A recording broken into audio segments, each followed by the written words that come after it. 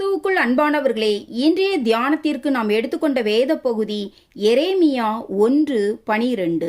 அப்பொழுது கர்த்தர், நீ கண்டது சரியே, என் வார்த்தையை தீவிரமாய் நிறைவேற்றுவேன் என்றார்.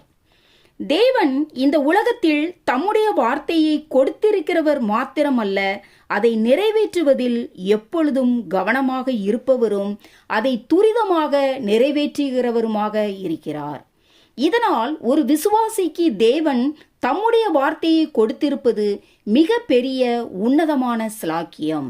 மேலும் இந்த உலகத்தில் எதையுமே நாம் சார்ந்திருக்க முடியாது, ஏனென்றால் அவைகள் நிலையற்றவைகள். ஆனால் தேவனுடைய வார்த்தை ஒரு காலம் ஒளிந்து போவதில்லை என்று மத்தேயு 24:35 இயேசு சொல்லுகிறார். மேலும் அந்த வார்த்தையை தீவிரமாக நிறைவேற்றுவேன் என்று தம்மை குறித்து தேவனே சொல்லுவதால் அவருடைய வார்த்தையை உறுதியாக நாம் நம்பலாம்.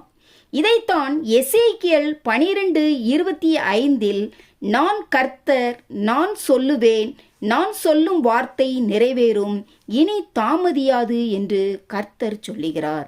இங்கு நான் கர்த்தர் என்று சொல்லுகிற தேவன் ஏசாயா 45:5 நானே கர்த்தர், வேறொருவர் இல்லை, என்னை தவிர தேவன் இல்லை என்பதை அவர் உறுதியாக சொல்லுகிறார். ஆகையால் கர்த்தருடைய வார்த்தையை நாம் உறுதியாக பற்றி கொண்டு வாழ வேண்டும். மேலும் நான் சொல்லுவேன், நான் சொல்லும் வார்த்தை நிறைவேறும் என்று தேவன் சொல்லுவதினால் இந்த உலகத்தில் நாம் தேவனுடைய வார்த்தையை பற்றி கொள்ளுவதும் அதிக உறுதியாக இருப்பதும் மிகவும் அவசியமானது. இன்றைக்கு அநேகர் அனுபவங்களையும் மற்றவர்களுடைய சாட்சிகளையும் அதிகமாய் சார்ந்து கொண்டு அதன்படி கர்த்தர் தனக்கு செய்ய வேண்டும் என்று எண்ணுகிறார்கள். ஆனால் தேவன் ஒவ்வொருவரோடும் ஒவ்வொரு விதமாக இடைபடுகிறவராக இருக்கிறார்.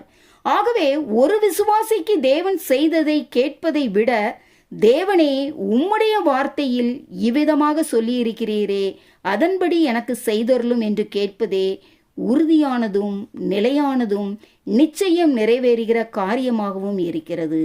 எனக்கு அன்பானவர்களே, உறுதியான கர்த்தருடைய வார்த்தை என்றென்றைக்கும் நிலைத்திருக்கும் என்பதை நாம் அறிந்தவர்களாய் நம்முடைய வாழ்க்கையில் கர்த்தருடைய வார்த்தையை உறுதியாய் நம்பி வாழும்போது தேவன் தாமே தம்முடைய வார்த்தையை நம்மில் நிறைவேற்ற வல்லவராய் இருக்கிறார்.